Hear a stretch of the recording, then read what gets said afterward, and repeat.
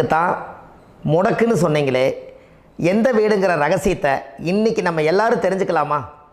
இத்தனை காலமாக நீங்கள் தெரிஞ்சுக்காத ஒரு ரகசியத்தை இன்றைக்கி உங்கள் ஜாதக கட்டத்தில் நீங்களே முடக்க கண்டுபிடிச்சி அதுக்குண்டான பலனை தேட போகிறீங்க.